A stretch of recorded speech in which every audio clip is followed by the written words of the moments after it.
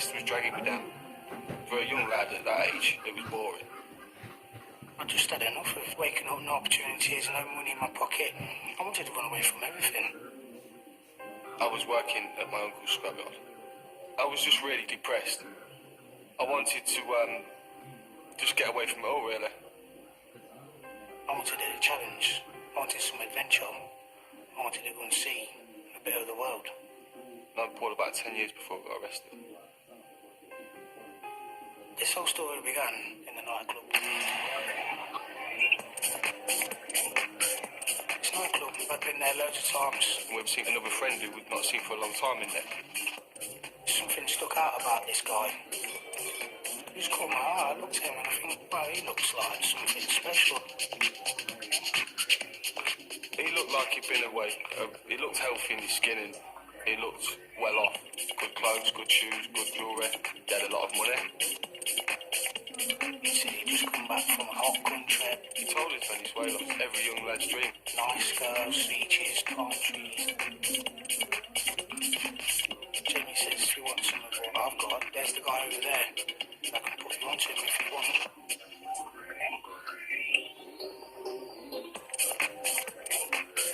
Jamie took us over to the Russian guy, Paul and Jim. They're interested in doing some business with them. You know, the good people from the area, so you can trust them.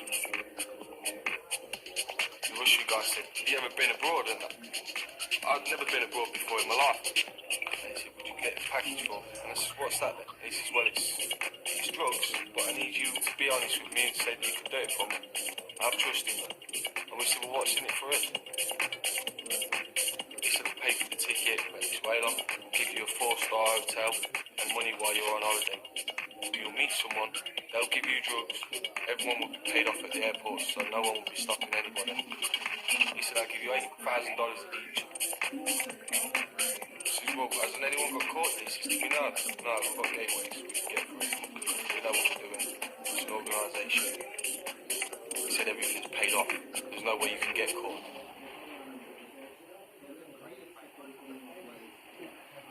He was offering me an opportunity to go and make something of myself, even though it may be dodgy, but I've only got to do it once.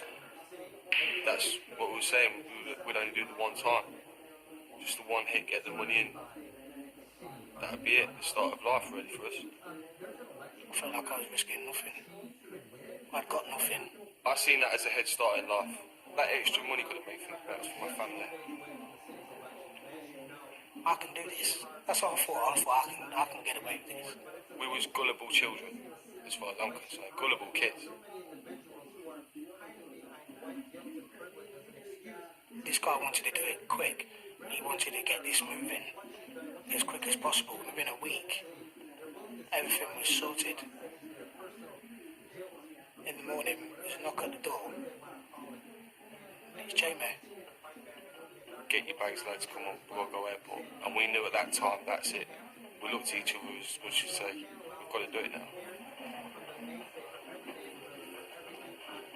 In the car, remember it being cold, raining, horrible on the motorway. Just remember it raining on the dashboard thinking, God, this horrible weather, I'm going to have a break from all this. It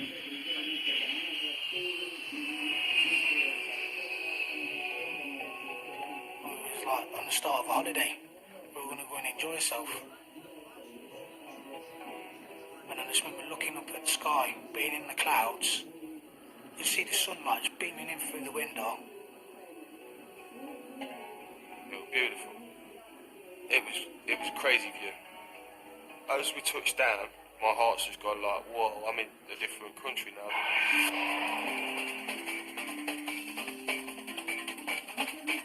As soon as you walk out of the airport, the heat just went.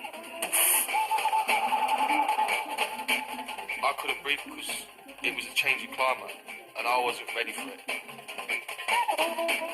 All I can remember was just the heat was intense. It took my breath away. Me and Paul stuck out like sore thumbs. Everything looked clean on us. It was all brand new. They had toes sticking out their shoes. It was just a different world altogether. There are the palm trees. They're there, mate. They're real. know, I'd never seen a palm tree in my life, and I'm looking at these palm trees, yeah. It wasn't an expensive hotel. This guy had spent money. It was all professional. Very nice place, 4-star, balcony, everything. The marble floors and the big pillars and the 3, 4, 5 floors upwards. And the clear blue water of the swimming pool.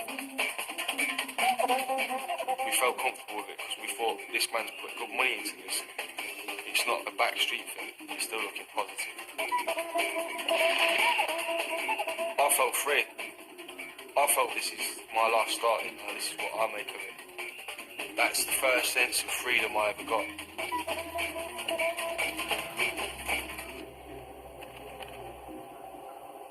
If they'd have told me what was waiting ahead, I would have believed them. Never in a million years I would not have believed what was waiting ahead.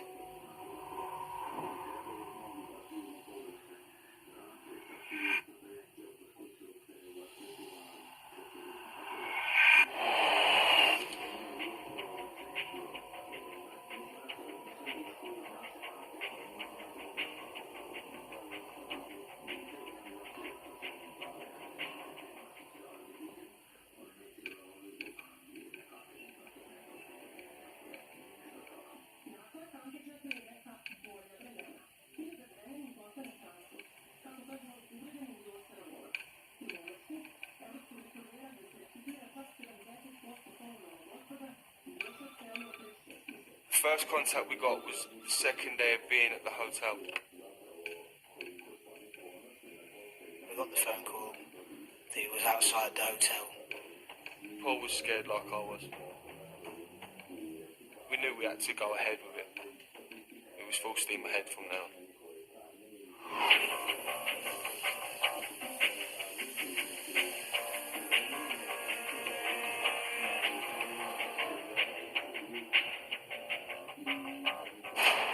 We got into the back of the Jeep and the Jeep just pulled off.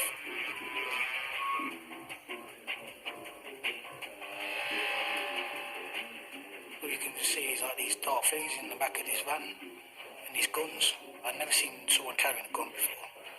You just look at them and you look at the gun and you think, shit, this is serious.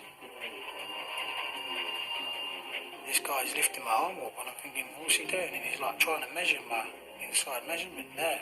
This is when you need to measure your chest width, hip width, and the length of your chest to the bottom of your stomach. And we said, what's that for then? He said, well, you need bulletproof jackets to put stuff in. And we said, well, won't you see that? And he said, no, you're okay. You wear a shirt, you won't see it. They were saying that they're going to ring us soon, take us to their apartment, put drugs on us, and take us to the airport. And that's when we knew, this is it. That's the day we're going to be waiting for. And that's when me and Paul actually comes to the conclusion that we've just got to enjoy ourselves with what we've got now and get on with it.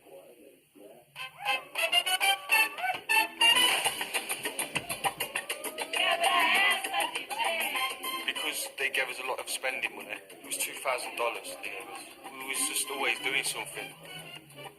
I was just enjoying my holiday. We did shopping. We went on the beach, swimming in the sea, surfing. We went on boats. We were just party animals right from the word go. Drinking in the morning. We used to go down to the restaurants, ordering all this crab and exotic seafood. We were sitting there with girls. Being with the girls, clubbing.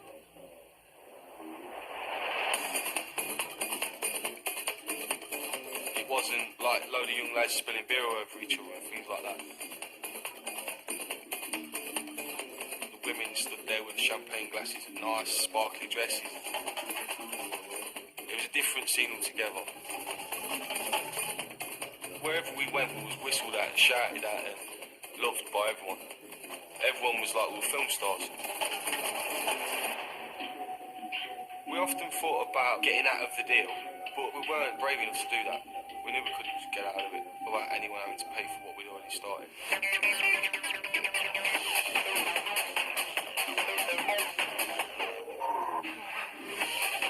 We by a Dutch guy, Jimmy. I'd smoked marijuana before, but never cocaine. I never tried coke before. Didn't even know how much to take of this stuff. You know, I just started going mad on it.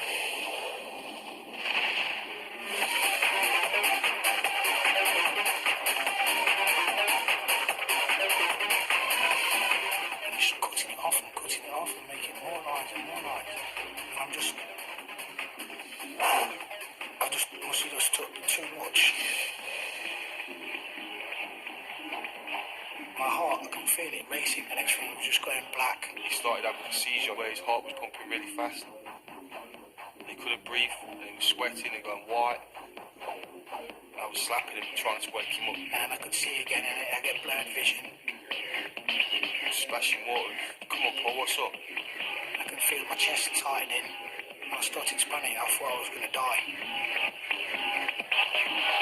It scared me. I thought I wouldn't lose him. In the end, I thought, that's it, I've got to get you down to the hospital. It's like really, really hot. My head is now pounding. I could feel my heartbeat in my head. I just picked him up and threw him in the back of the taxi. Told the taxi driver, get to an hospital. God, I'm going to die. Where's this shit? What have I took? I thought he was going to die. I'm going to die. I'm panicking. And I carried him into the hospital and got a doctor to come. They gave me an injection to calm me down. I'm in this hospital thinking, shit, what have I done?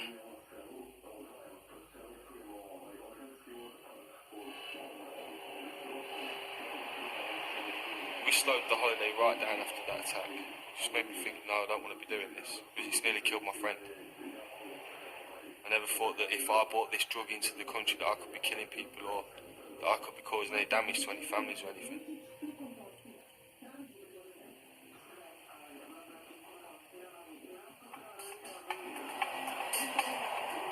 It was like a countdown, you know. God, it's happening now, it's happening. I just remember being in the hotel. You can hear life from the street, but inside you know you're going to be doing something dangerous. I got myself into something that I couldn't get myself out of, and I started to regret every moment of it. I started to reminisce back to Leicester, what I'd left behind. Maybe it weren't so bad in the first place. I spoke to my mother. I felt like a little boy. I felt like I was trapped.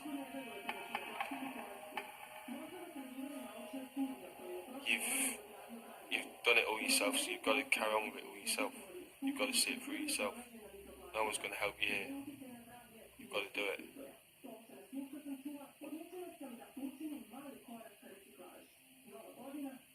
The night before, it was just me and Paul. We stayed in. We was tossing and turning most of the night. I was sweating, restlessness, couldn't get to sleep, thinking, God, what have I done? I've got to do it now. There's no looking back. This is it. And when I did finally go to sleep, it was only for like a couple of hours and I was awake again.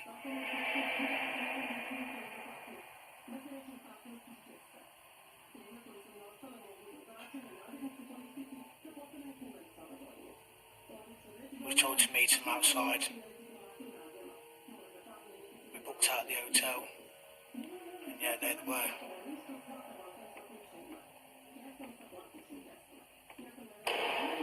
I just remember leaving the beach behind and then driving back to Caracas. It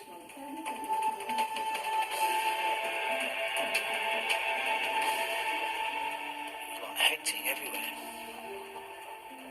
In the mountain you can see these shanty houses. It was just horrendous. I'd not seen that in life and I thought, Christ. I felt like I'd entered a third world country. That wasn't my country. I shouldn't have been there. They took us to this apartment, and the apartment just looked dingy. We walked to the main entrance to the airport. I wanted to stay well away from as many police as I could. Felt like the jackets were obvious, not to see but to feel. If you bumped into someone, you know that there's something there. We stood in the queue for about 10-15 minutes. this guy come up to us and he's coming like quite close to me, this guy, and I'm thinking, I don't want him to come close to me because if he touches this, he's going to know straight away what's on me, and that's it. Game's over. He's like, come on, I'll give you an hand. And I've like shouted at the man, no, I've told you, I'm okay, thank you. He's like, okay then, left us. Jim's like, looked at me, says, didn't need that. I've turned around to go through the immigration, and I can remember seeing this guy standing there with a serving tie. I've just remembered thinking, once I'm past him, I've done it. I've had my money. Corner of my eye, I can see the guard at the side of him, and there's this dog there. My heart starts to race and try not to draw attention, looking down, and I can see this dog out the corner of my eye. I'm looking, I'm thinking, God, this is it now.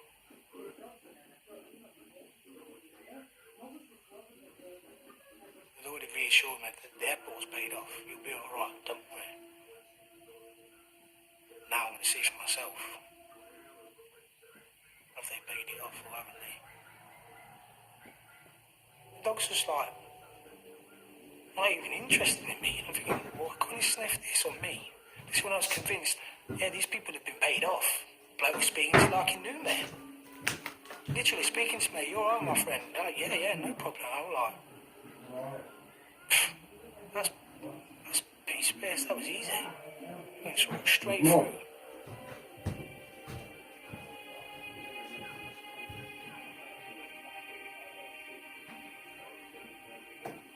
I sat down thinking, I've done it. I thought I've got through the gateway. And I'm sitting there looking at Paul thinking, yeah, we've done it, mate. We've done it. That's it. With that confidence, I just fell asleep, just dozed off on Jim's shoulder.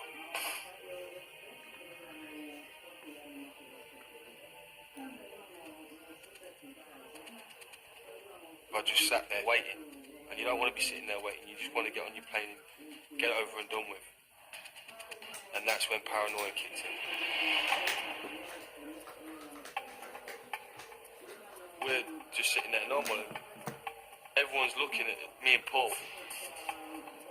There's two men and they're looking funny at us. I thought they knew straight away that we had stuff on us. Paul fell asleep and landed on my shoulder and I pushed him to say, these people don't look right. He's getting more and more agitated, more and more. No, I don't like it. I'm going, keep your mouth shut. Calm down, chill out. Drawing attention to ourselves, mate. But I must have been kidding myself. Sat there then, looking. I knew they was looking at me. I thought, come on, let's go and throw this stuff away. Come on, let's go to the toilet and ditch it. I couldn't just go to the toilet and block that off. Just sewed on me anyway. How am I going to get that off? And you can see him getting agitated. It's making me feel paranoid as well now. And I'm getting more nervous. And we're just sitting there like thinking, shit. They're looking at us. They shout over the loudspeaker, will you please board such and such a flight bound for England. Turn down the tunnel, see these people in front of me. I just remember looking a bit further past me, and then there's these two guys that have been looking at us. And I just turned and says, just looked at him and went, shit.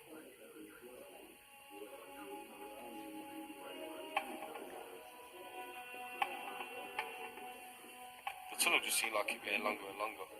I just focused on getting past that man without him searching me. Just get on that plane and get past him. He was virtually staring at us to go to him. That's how it felt. Like he knew you had the stuff. We got right next to the door. He told me to lift my arms. I lifted my arms like this, and he patted me on the sides. And that's when I thought to myself, shit. And this guy just looked at me and he just shook his head. And I thought, no way. The world just come tumbling down and thought, what have I was gone and done?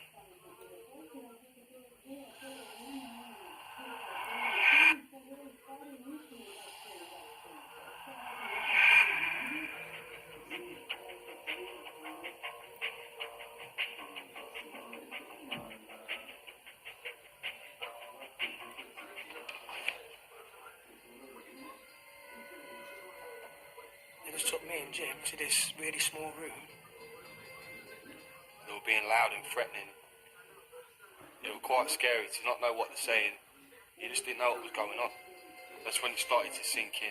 We're not getting out of here now, are we? I've still got this bulletproof vest on there, and I'm thinking, just please get this off me now. I've had enough. The guy's come up behind me, he's got his pen off, he's like trying to get it off.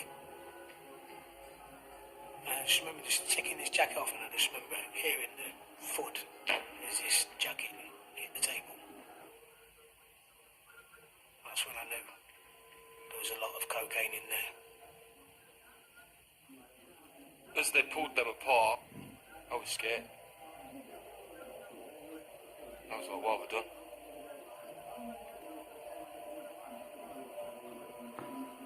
I just remember thinking, my world it had come to an end. I ain't never gonna get out of this shit. This is it now. Felt a deep loss. I felt like I wouldn't ever get out of the country ever again and never see my mum and dad again. And that's it, I blew it. We were both terrified at that time. Both absolutely terrified. We thought we were going to die. They flagged the taxi down outside the airport, and we got in the taxi. It just seems surreal. I mean, all that drugs confiscated off of us, and just these two guys were just going to put us in a taxi and just take us like in the middle of nowhere. When I pulled up outside the Vega police station, and I just looked up at this big building, 5 stories, and every window's got bars on it. I thought they're not just going to take me to a prison surely straight away. I feared for my life when we arrived because we could hear a load of people shouting in the prison. You could hear knives hitting bars. You could just hear that there was uproar going on. When the police was questioned, they was looking as much as to say, you boys are going to meet your nightmare in a minute. Up them stairs is your nightmare. We walked up the stairs, police station smelled, you know, all the walls smelled. We've seen 3 cages, and they're all hanging out of the cages going, hey, Gringo, Gringo, and all this, and we're like, whoa. Some of them had a couple of fingers missing, teeth in a mess. So they just looked like something out of this world. They're like pulling on his jeans straight away, pulling on his clothes. And I've got 5 people standing around with knives. And this guy came and he went, you give them your jacket and your shoes, as they'll kill you.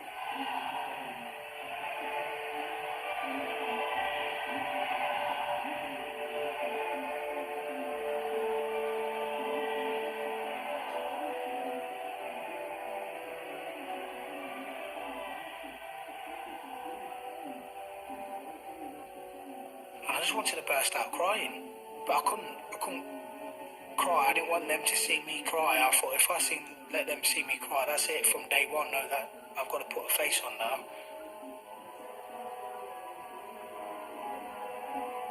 7,000 miles away from home. My mum's not there to help me.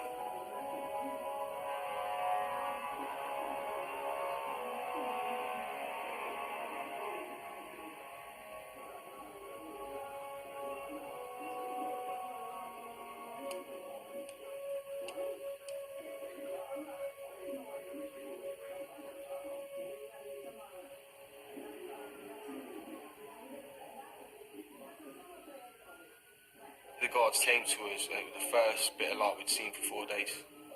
He opened the door and his eyes stung. That's how bad it was. He just took us to this room. The next thing you know, there's just like film crew everywhere. James Miles and Paul Mosby were arrested at Caracas Airport with 22 pounds of cocaine strapped to their chests. I've looked at Jim and I just don't know where to put my face. And I'm thinking, my mum's going to see this. They were arrested as they were about to board a flight to London. Their explanation is that drugs barons forced them into it. This man put a gun to our head. Mum was going to shoot me. We ain't done nothing. Understand? All I'm here for is a holiday. All my family, everybody I know, they're going to see this. And I can't do nothing about it. I got to speak to my parents a week and a half after being captured at the airport. My mum, she said that she loves being whatever I do, it don't matter. I'll always be a son. And that was the first time I cried after I spoke to my mum. I come back and cry. Said to my mum, sorry, didn't know what I'd done. But I didn't know what I'd done there. I don't know why I left them, I don't know why I left my mum, I don't know why I left none of that. I'm really sorry for what I was doing. I don't think I could have apologised. I couldn't have found words to say anything, I don't know. Just, sorry.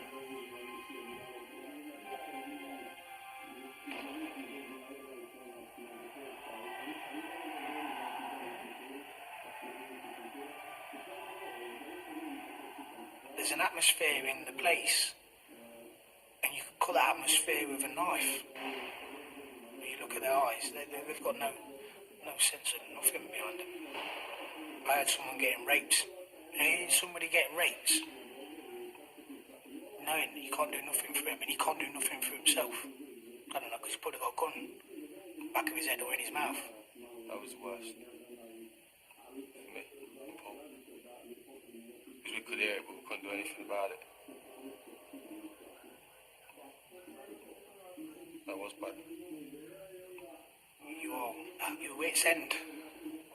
There's nothing you can do. Someone could come in through that door any time of night. You never know if they was going to be armed or not armed, or what frame of mind they was going to be in.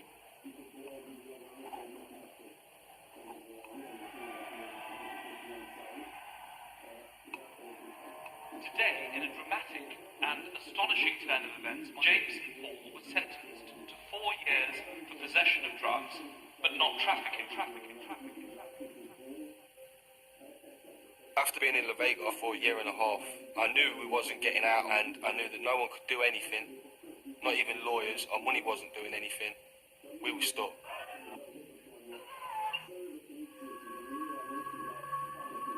We managed to get a camera through Jim's family, and basically we just bribed the policeman to take the camera in there.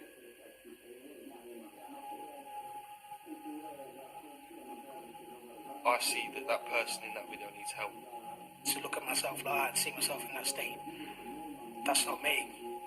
It's like a possession. You see the dark side of yourself. At times you just fade off into that just to get you by things. It was like, I don't think I'll ever see my mum and dad again.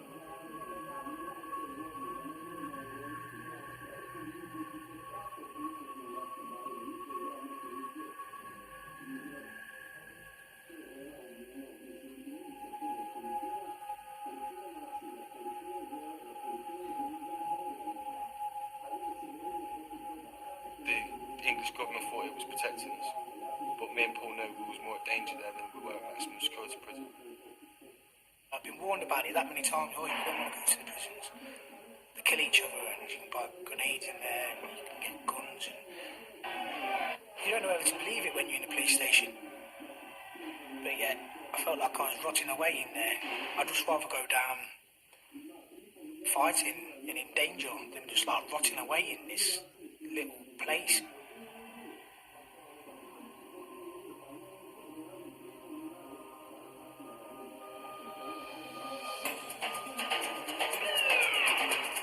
They just took us out of the police station, threw us in the back of this National Guard's Jeep.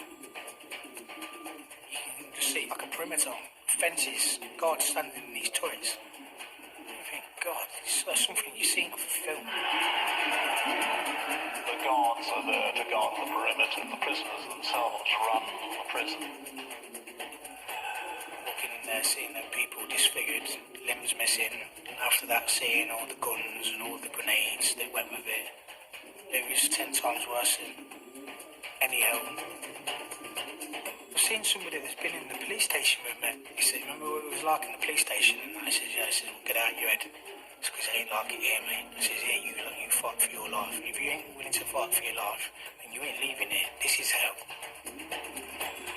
It was very scary because it was a whole big scale of everything. And with only 2 English lads in there.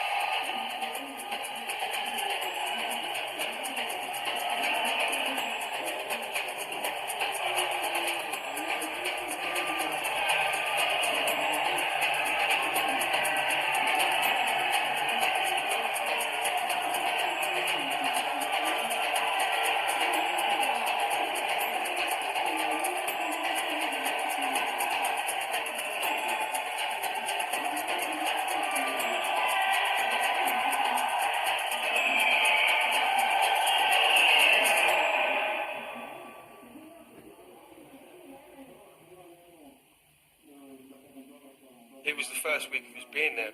Our cellmate said, "Have you ever seen anyone die?" We said, "No, someone's going to today." Stood there, chatting away, waiting for this food. All of a sudden there's a bang.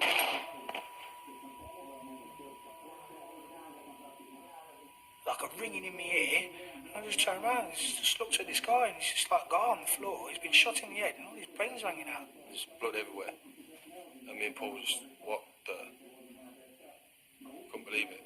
I'd been there 2 days and someone's just been shot in front of me already. His brains hanging out all over the floor. And after that, it was just a normal thing to be doing in prison to them. 3 people a week, 4 people a week, 5 people a week. Just getting killed.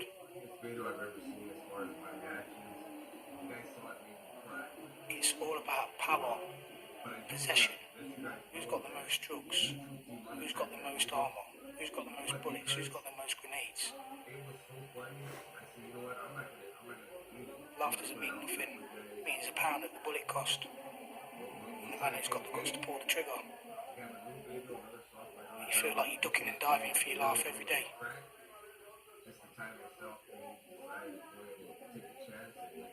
You'd lay there at night and think, well, tomorrow, will I get through tomorrow? Or will I get through this week? Or will I see my mum and dad again?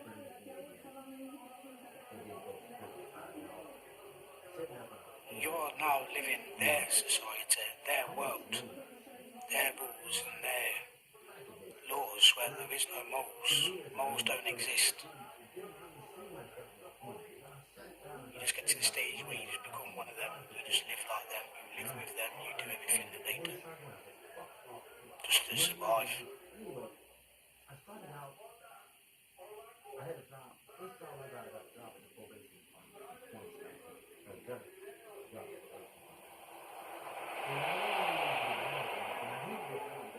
I've been there for 4 years. One day, the embassy came to give us money and letters from his family. Which comes round to let people know how their sentences and the cases are getting on. And me and Jim's names was the first to be called out. We thought it was coming up for a benefit, ready to go free.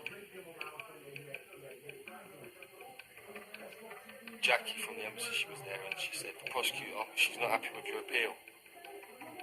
He looks like you're looking at a 10-year sentence. And me and Paul were just devastated. You just feel like exploding. Literally like kicking the gate straight off. I just wanted to shoot every human in that room. I just thought, I'm never getting out of this hellhole. That was the breaking point. I thought, the English embassy just gave me 10 years. Well, sod the English, I'll be Venezuelan.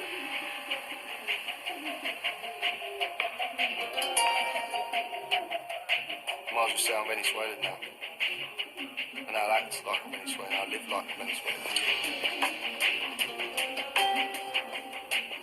3 lads just walked up to me with a gun and said, do you want to hang around with us? And I said, what do you do? He said, we play Russian roulette with the guns and we shoot people and we just mess about. And I said, all right, come on then, let's go and do it. And one day they gave me this 9mm and I just thought I'd walk around the prison with it and just show it everyone.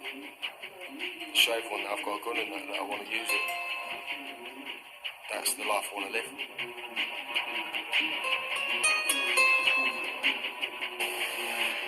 Nothing outside, and there he is, he's just walking around. This crazy face on him, arms folded, see the 9mm on.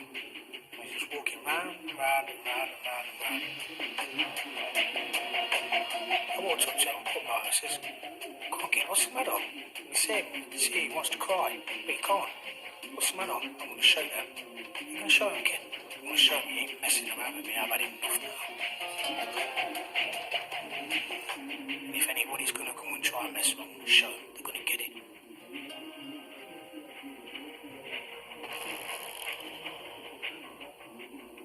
And he just became one of them, playing Russian roulette with guns. I mean, what kind of normal person does things like that? The lads wanted to play Russian roulette one day. They just said, you ever played it? I said, not really, no. So, the lads span it. And I've gone click. But it's empty. And he's done his turn. Third man's done his. And there was one lad who weren't even in the gang. And one of the guys walked up to me like that.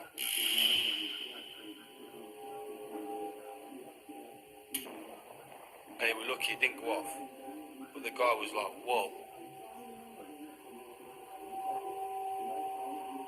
See a friend do something like that and play around with their own life. I know that he must have been at some serious stage. As if to say, well, you know what, couldn't really give a fuck. I rang my mum and dad up and said, I don't ever want to see you ever again. Imagine how that must have been for them.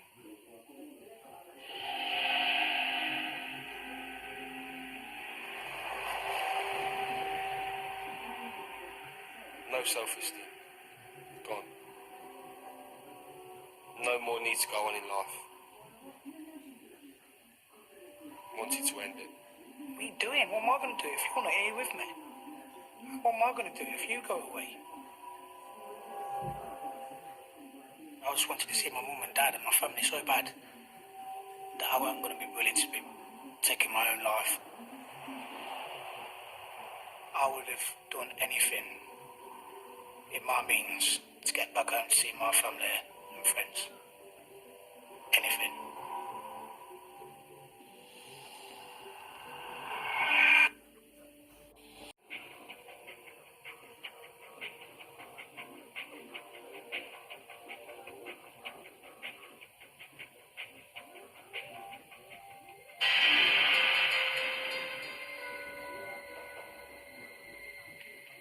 It was on Saturday, and we heard everyone shouting, here's the judge, here's the judge. A judge come into the actual prison to release prisoners from prison there and then. So we grabbed all the paperwork. Me and Jimmy just thought we'd try a look, so we just asked if we could see this judge. Just says, yeah, you've got all your credentials, you've got everything you need. Yeah, we're going to let you go free. And me and Paul just gobsmacked. And then she says, right, you can go free, but you have to find a job. And then go to work every day. In the week, you have to go back to the prison and every night up until 2007. As soon as I was let free, I was thinking about the escape. There was no way I was going to stay there after I'd just done 5 years. They knew that I wasn't going to stay in that country any longer. I couldn't wait to go. In their law, it stated that anybody in their country has as a form of identification. My ID was a passport. Just as soon as the embassy gave us his passports back, we could see that we could make the escape. If we went together, that would be the craziest thing we could have done because we come into the country together. So we both planned that we'd leave separate. So we arranged that Jim would go through the Venezuelan port and I'd go through to Colombia. It was the first time in 4 years that I'd been separated from Jim. It felt strange just for my friends to go the other way.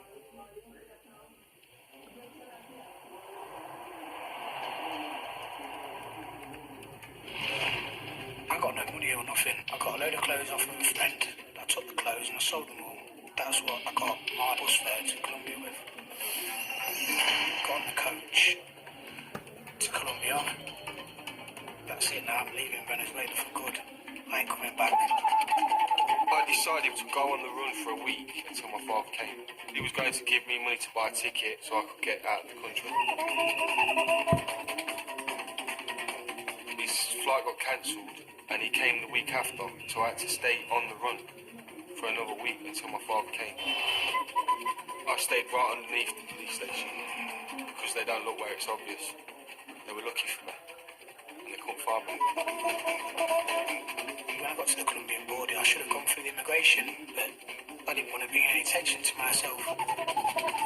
Everyone's being checked. If they'd have caught me, they would have sent me back to prison for 6 years. That was the risk I took to get back to my country. For some God unknown reason, the driver just drove straight past. Didn't even pull him down, didn't even say nothing to him, didn't even nothing. And on the other side, I rang my mum. I says, look, I've done it, mum. I'm in Colombia, mum. I says, I need you to send me some money. I met my dad at the airport when I collected money off him there. My dad left that night and he says to me, just ring me in the morning and make sure you get a ticket to Colombia. I said, I will. for like £1,800 if I'm with sent over. And like £1,800 in Colombian pesos is like, what? From there, direct to a travel agent. This is all in the same day. Fly to England, please.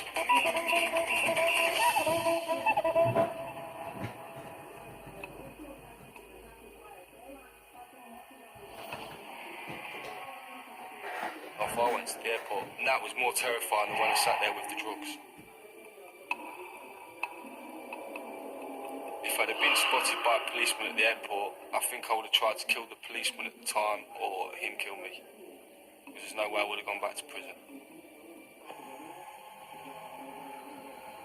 I thought, oh my God, I've got to go through this again.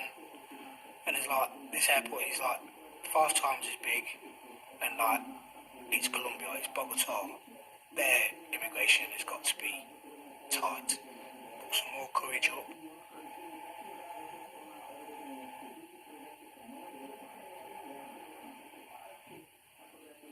Went straight through the immigration, didn't even look at me, didn't even bat an eyelid. And I knew then, once I passed that immigration, I was sat down in that departure lounge. It's over. It's over. I'm coming home. I got off the plane in Colombia, I've walked down, and I just seen this hand that I recognised, and I thought, I know that hand. And as I've turned my body around to see who it is, there's Paul sitting there, and we both looked at each other and like, we've done it, mate, we're free, we're going home.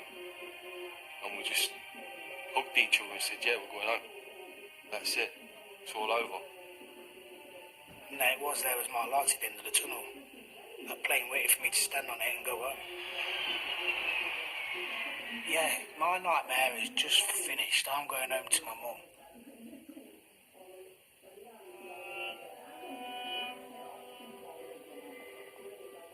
I don't feel guilty anymore because I've come back. And I've been back in England 6 years now, and I've made amends. And like everybody else, we all do wrong. Just try and make up for it and do better. Make your parents proud of you, and the people that love you are proud of you. Because they're the ones that count at the end of the day.